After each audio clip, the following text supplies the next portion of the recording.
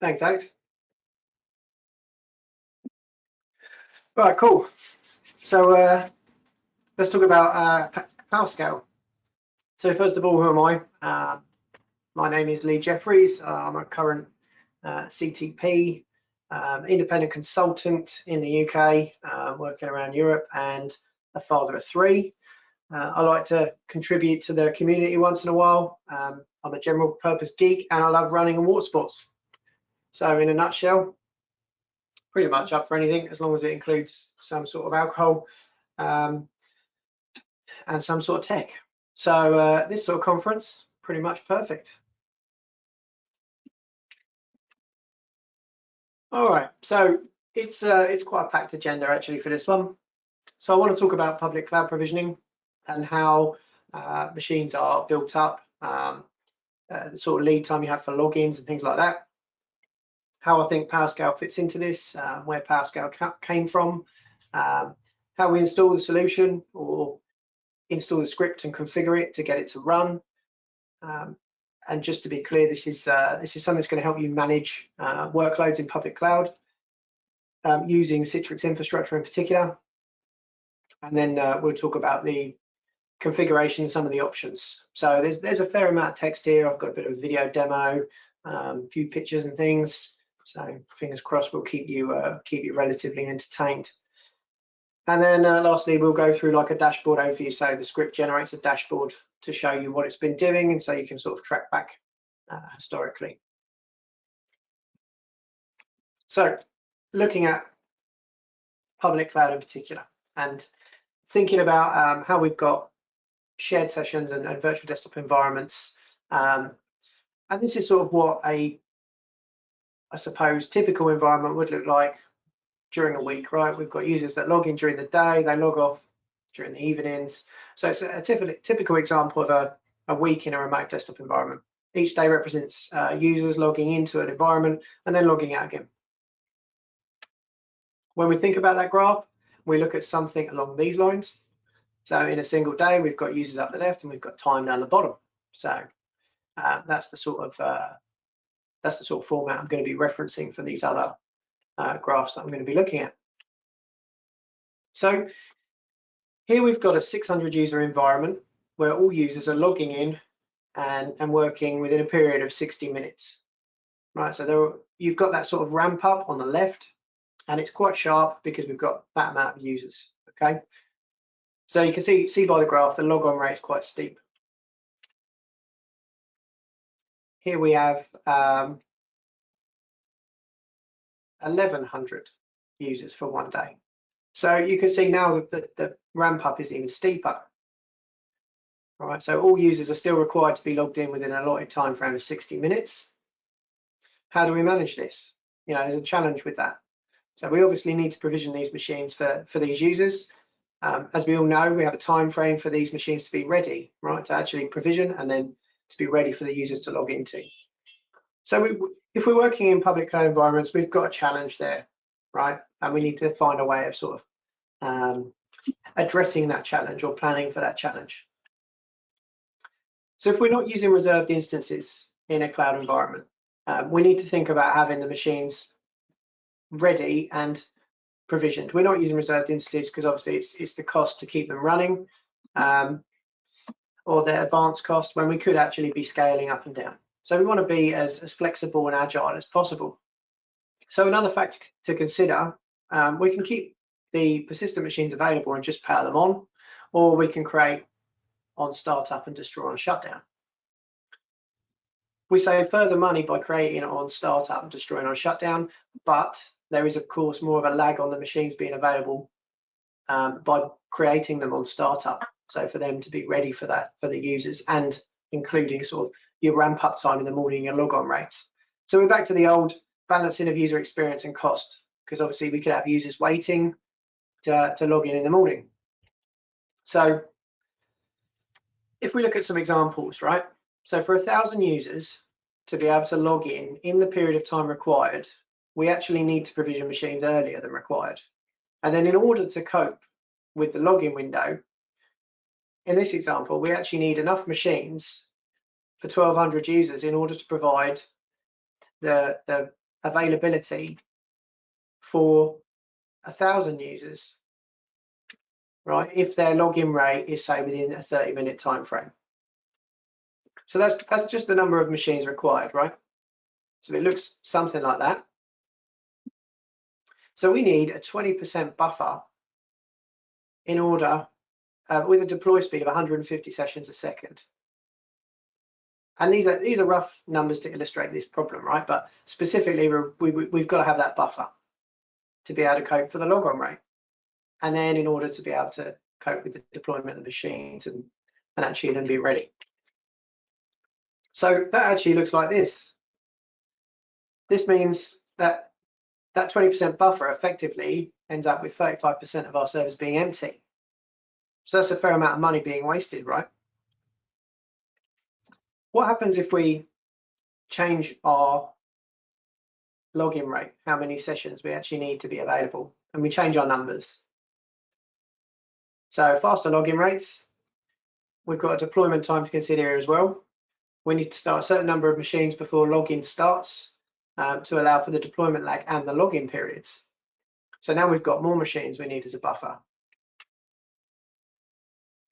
So there's our login rate, and then we've got our buffer. So what does that look like? So now we're looking at 49% more money. And then if you really scale that up to a large enterprise environment, we're talking 10,000 users, what happens here? With the original 150 sessions a second, we now need a larger number of machines to cope with the deployment lag and login rate. Not so fantastic, right? And that actually equates to 57% empty. So there's always challenges when you're working in public clouds. So it's slightly different, right? Because we haven't paid for this tin. We're just using, we're paying per usage. So how did that stack up across a number of different organizations? So this is a survey from VDI Like a Pro, and it was asking, you know, what's their concurrent user sessions for a server-based compute environment. And it looks something like this. So the higher numbers, we're talking 15% of all organizations are going to have a challenge similar to those slides, with the slightly smaller number being 24%. But you know, the majority of those VDI environments are quite large. So we've got that.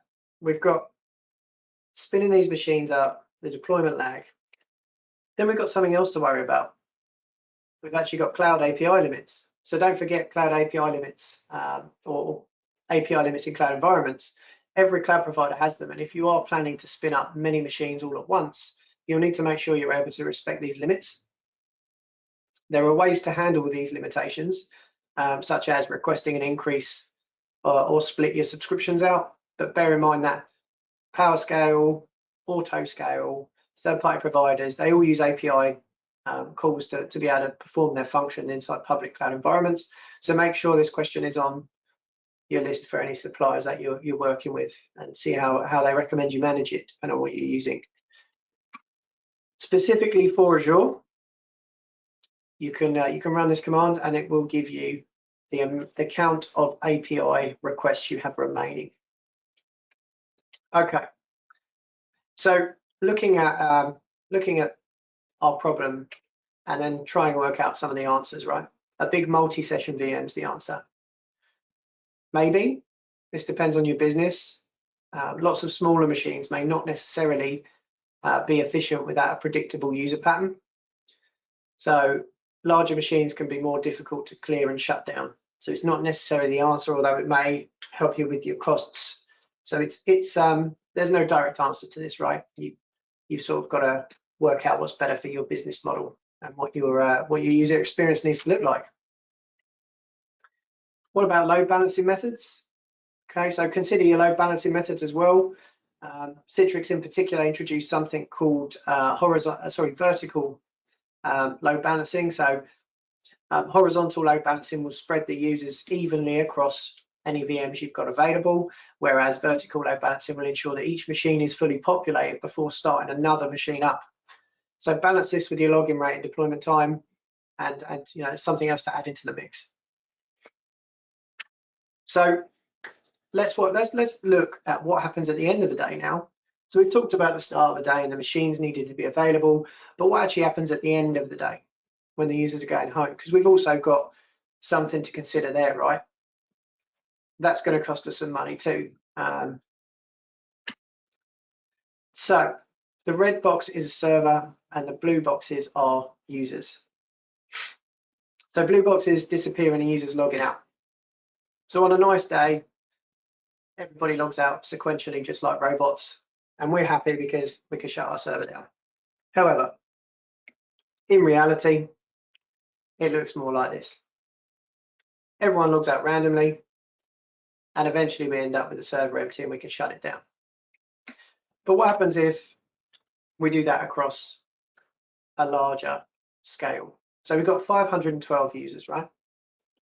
Across a number of VMs. So they're all logging out, and we're just hoping that eventually we'll clear down a server. And I suppose the question really is, how many of these users have to log out before we can start shutting machines down? Yeah. So this is what it looks like with 25% of the users gone. We still haven't managed to shut a machine down. So we carry on. It's a good job it's not a manual process, because we'd be sitting there for a very long time.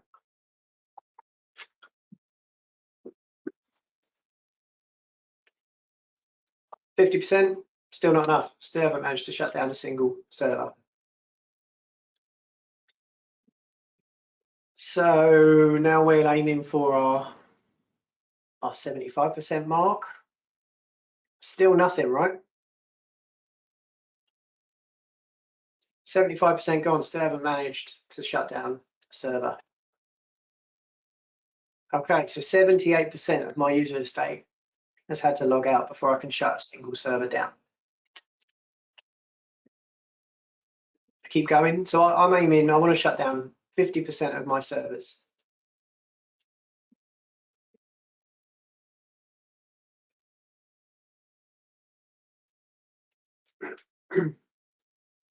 It's getting there, right? Let me just jog it along.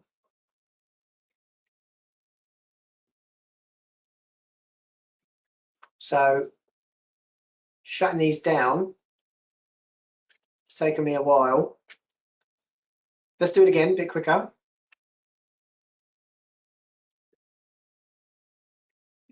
And these simulations are completely random, right? All generated with PowerShell. Not courtesy of me, courtesy of Mr. Jim Moyle.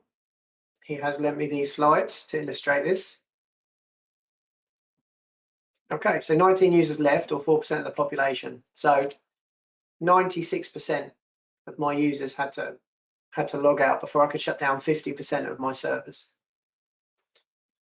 So that looks pretty dire, because actually we're always going to have, you might as well plan for always to have 50% of your servers running.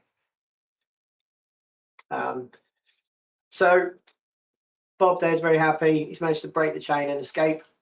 And we're happy as IT admins because we've managed to shut down a server. 96% of people have gone home and logged off. So who wants their users to work late? So a number of these simulations have been run using a script, selecting completely random numbers.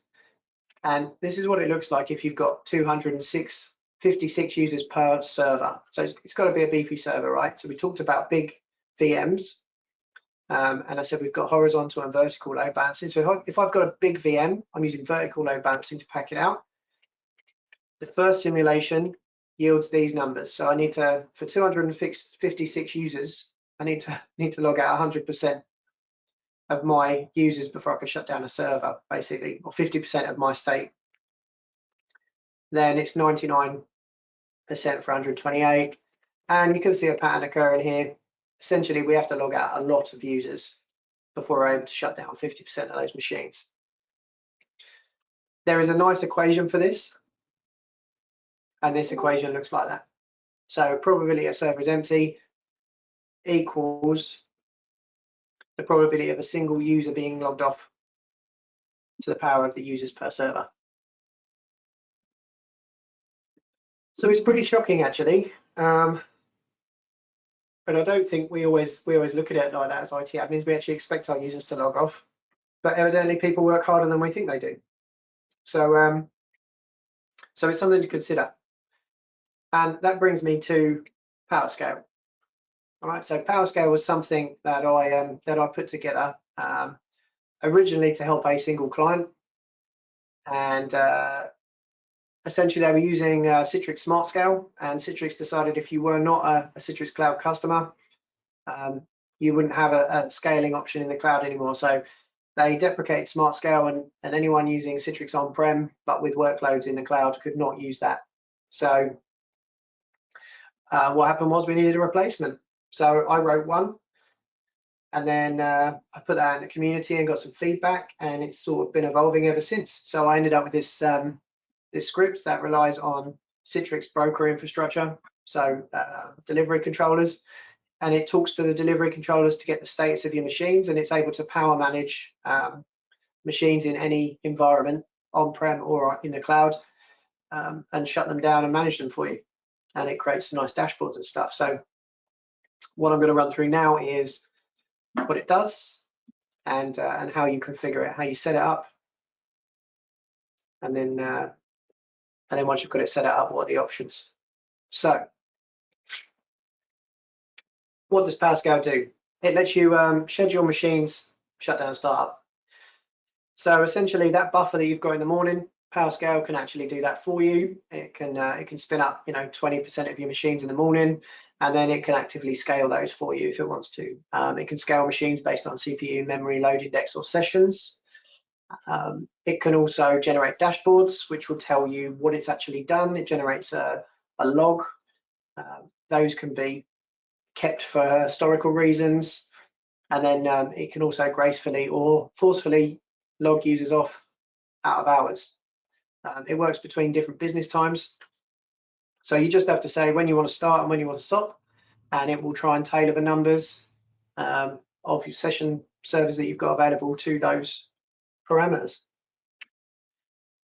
So it's a very simple process to set this up. You download it, you configure it, and then you run it. Pretty simple. It runs with a scheduled task, preferably on a delivery controller, but it doesn't really have to be on a delivery controller. I don't always run it on a delivery controller. You can customize it to your business needs. You can put things in like the working days that you have, whether you're a standard business that works Monday to Friday, Monday to Saturday, whatever. And there's a wiki for it too. So on GitHub, the code's all publicly available. There's a World of EUC Slack channel for it where people write comments who are using it and ask for certain bits and pieces to be added. But I'm still working on it, still maintaining it, and it's still being used in organizations. So what am I using? I've got a relatively extensive lab, but just for the purposes of me developing it, this is what I have: a single domain controller, a single delivery controller, and then 6 MCS session servers. Obviously, a production environment's larger, but this allows me to tweak the settings and just test anything that needs testing, really. So to run PowerScale, you need the following prereqs. You need a Citrix environment, obviously. Now, with Citrix Studio, so just install Studio on the machine you want to run it on. That installs the PowerShell SDK. If you want to, you can install the SDK individually on its own. You need Windows Remote Management enabled. That's how it grabs some of the performance metrics for the machines. Obviously, it's checking the CPU load, memory load, and everything like that on the machines that it's servicing. And I'd recommend you having a service account that actually does that checking for you, so that you can lock that down and make sure that you're not having to run this with an admin account or something similar. But there's full instructions on the wiki, so go and have a look. So head over to GitHub, download the script, pop it in a folder. I say C PowerScale, and then extract the contents. And that's what you should see, right? You'll have a template folder, a couple of scripts. Very simple. There is a PowerShell script in there called create config. Open that up, pop in the details. There's comments on all of those on the right-hand side. So as you're running through this, it's going to be quite simple. and informative. So the settings that you need to configure, just as a bare bones, tell it what the name of your Citrix controller is that it needs to communicate with. Now, there's different ways of detecting which machines you want it to manage. You can do machine catalogs, delivery groups, tags in Studio, or you can use a machine prefix. And that's just literally a part of, or what the name starts with, and it'll find the machines for you. Put in your business start times, end times, how many out of hours machines you want, how many in hours machines you want, and then fill in the credentials for the service account if you're using one, right? If you're going to run it with an account that has admin rights to do all the stuff anyway, doesn't matter. The most important bit at the bottom of that config file is a variable called testing only. Mark that to true if you're going to put this in and try and run it on a production environment. If you don't have a test environment, make sure that's set to true. What that will do is it will stop the script actually performing any actions, but what you will get is a dashboard and all the logs. The logs are very verbose. It tells you exactly why it's doing things. So mark that up as true, and you can sort of run it in an audit mode, and it will tell you what it would have done with your infrastructure had it needed to do something inside and outside of those times. So I always recommend put it in, run it for a couple of days with that, see what comes out of it. So when we run that configuration script, what that configuration script does is it creates an XML file which is actually read by the main decision-making script, and it uses those parameters. Now, the reason there is a create config script rather than you just generating an XML yourself is because PowerShell natively uses that XML file that can read all of the types of parameters, including what types of variables they are, and just reuse those. It also encrypts the password that you put for the service account into an SSL key and cert, right? So you do not need to leave that in there. Once it's out of it, remove the password from the create config script, and no one will know it. All right. So once that's all completed, we can test it. So I've got a video here that you can sort of, I'm gonna just narrate. So here's a test machine with me setting this up, right? So I'll hop over to GitHub to start with.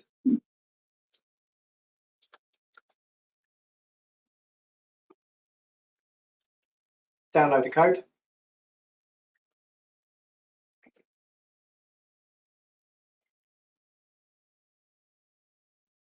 And as I said in the PowerPoint, I'm just going to take that, I'm going to pop that in a folder on the C drive.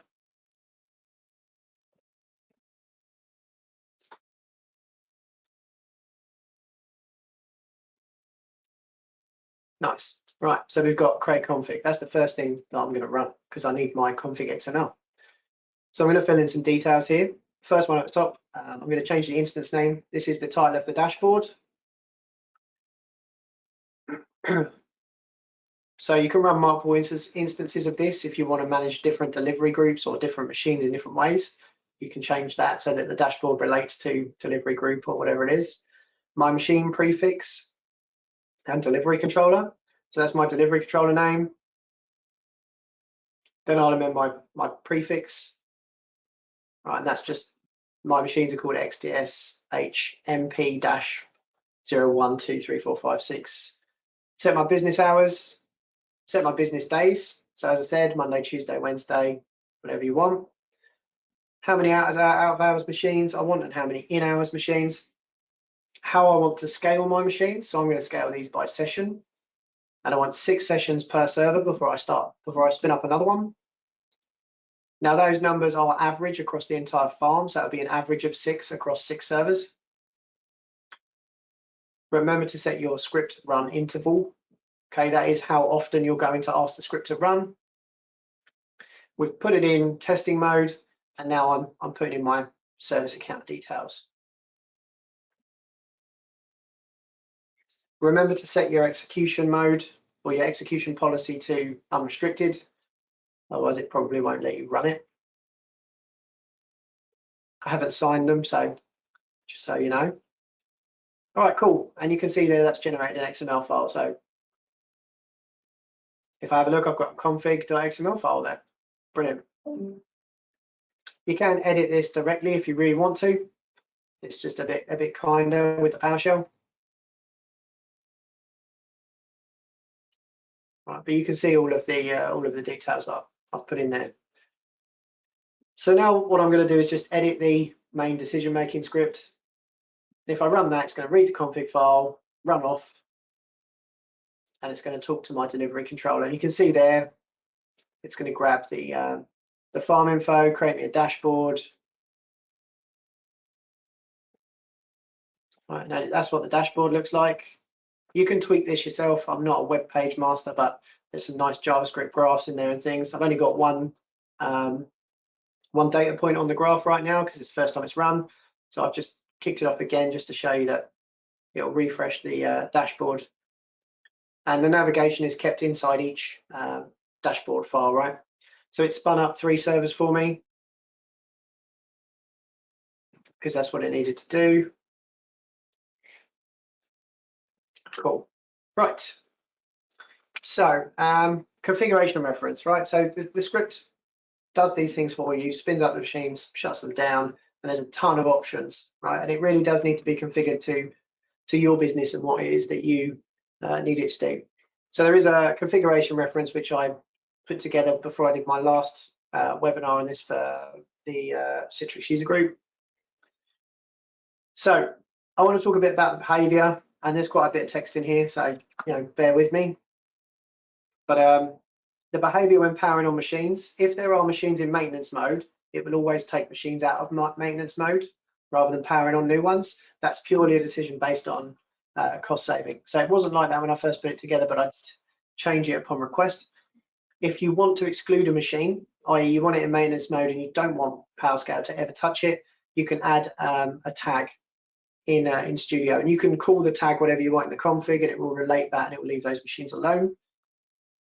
Powering down machines, depending on the configuration you set, it will either wait for the machines to be empty, or it will tell all the users via configured message that the server is going to be shut down and it's logging them off. All right, so you get first message, interval, second message, interval, shutdown. So it's controlled by that single config.xml file. So it's not too complicated. You haven't got to run off in different places. You can manually edit it, and there's comments in the config file so that you can actually see what the options mean. So what about test mode? I said earlier, set it to true, and all it will do is audit. Basically, it will tell you it's doing things and it will log that out, but it won't actually perform any power actions or log any users off. Performance scaling can be on or off. So if you just want this to spin up your buffer of machines in the morning, and then you want it to try and shut them down at the end of the day, and you really don't want it to touch users, you can just, it's so simple, you literally just turn performance scaling off and it will do the job.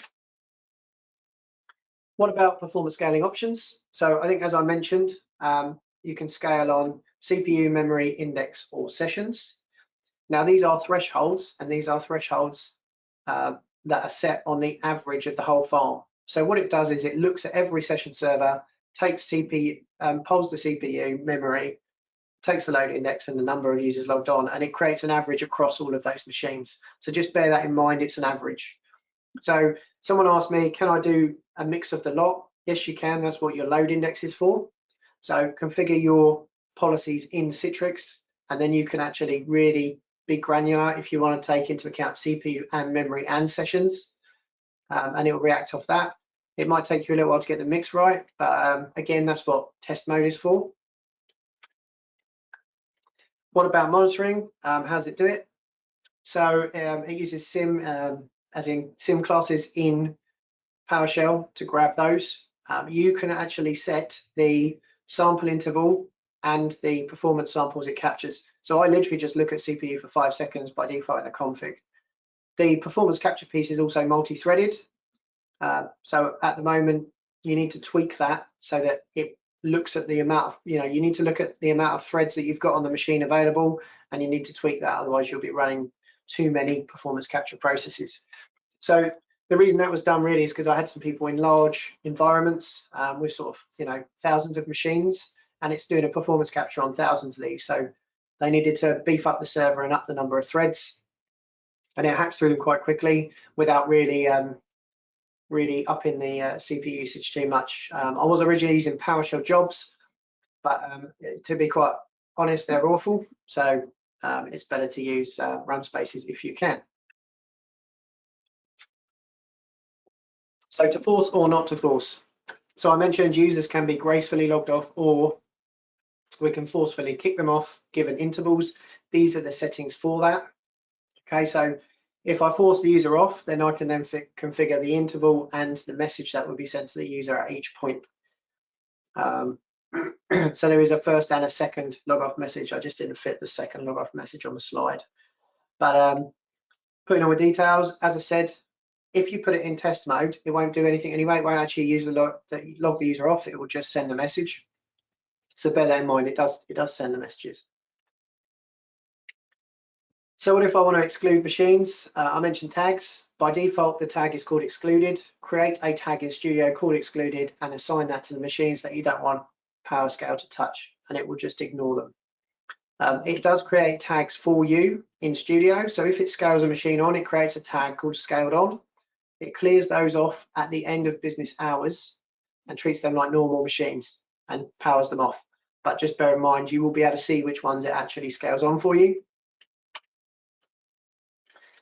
I mentioned the service account, and I mentioned it encrypts the password for you. So it pops it in a key and a pass file. So you don't need to worry about people seeing your password for your service account in clear text. Log files. The log files are, like I say, they're very verbose. I don't have a cap for them size-wise. What I do is you choose how many you want to keep, and it will rotate those logs every night. Okay, and it'll keep that many logs for you and just keep them under wraps so that they don't grow too large. The dashboard. I was very proud of this bit because it's just a static HTML dashboard with some JavaScript for the graphing, and it's all JSON based. But PowerShell writes all that and sort of edits the HTML on the fly to give you something that's got navigation to. So they're stored in a folder called dashboard in the same place the script runs, and you can set the retention for the dashboards too. Something that's quite important, you can choose when you want your dashboard to rotate. However, I mentioned the script run interval setting. If you are going to set your script up as a scheduled task and you're going to run it every 15 minutes, make sure that's in the script. It uses that script run interval as a buffer, as a buffer either side of, say, 4 AM in this example, to work out if it should be rotating the logs and the dashboards. All right, so just to be clear, once you've done this, it creates like a navigation up the top of the window there. So we've got current, and then we've got a date for every other dashboard that you can see. And that's pretty much what it looks like. If you scroll down, you'll see a bit more. So we've got the machine status, as in how many's on right now. Performance metrics, you'll have a configuration on the right-hand side, and it also shows you errors if there's any errors in the logs. There's a little window that shows you that too, and your historical linkage up the top. Okay, cool. So I put together some very quick sample use cases, and Alex, I know I'm running sort of to time almost. I haven't got many slides left. You're right. I think we said 40 minutes, right? Yeah, I can take over. Okay, all right. So for organizations worried about cloud costs, obviously you can use PowerScale to power up machines, taking into account that deployment time that we talked about earlier. So it sort of addresses that in a way. Is it perfect? No, but you will really, what this tool does do is allow you to be able to play with that scaling metric to make it more aggressive in the morning or less aggressive or whatever. And you've got the dashboards there, so you can actually look and see what's happening, correlate that with something like Citrix Director, and you'll see if users are trying to spin up machines and there's none there. So there might be a bit of pain when you first roll this out and you start looking at it, but actually it can sort of help address that. And then you can force the users to log off, message them, let them know they've got to get off, and you can configure those buffers to be whatever it is that you need in line with what your costs need to run to. CPU and RAM contention. So a lot of organizations are doing a lot of, well, ones that I've had experience with, they're doing a lot of robotic automation, and they have machines and VMs running overnight that are performing tasks and running, and they need usually a little bit more grunt. So rather than buying more hardware just for those use cases, actually out of hours, you could shut down your on-prem Citrix servers and spin up your robotic automation servers, run 2 instances of PowerScale, have one shutting machines down and the other one spinning them up roughly around the same times, and just make sure you're getting the most out of your tin without actually having to buy anything else. And then someone wanted to use this with like a very specific use case, and it was about a controlled usage of an environment, and it was specifically with regards to users only being able to access the environment within certain periods of time. And I think it was something to do with some sort of training or compliance, but essentially they're using this script to do that. So just between a certain amount of hours in a day, they spin up some machines and then they boot users off. It's only between a certain time and only on certain days. So they use that to address this need. So that's pretty much me. Quotes and thanks. I always put something in here because I never do all this stuff by myself. I had Jake Walsh moderate for me when I first put this together, and he co-presented on my first presentation I did about this, and he was my moderator on my second, which is this exact presentation. I got the encrypting the credentials from Dennis Fan. Jim Moore gave me the cloud scaling slides and simulation code. So thanks for the inspiration, Jim. And Guy Leach managed to help me get run spaces into this and untangle my brain, because it's not simple. So if you want to get involved in community, come and join the EUC, the World of EUC Slack, and there is a PowerScale channel if you want to use this. Cool, so I'm open for questions if there are any.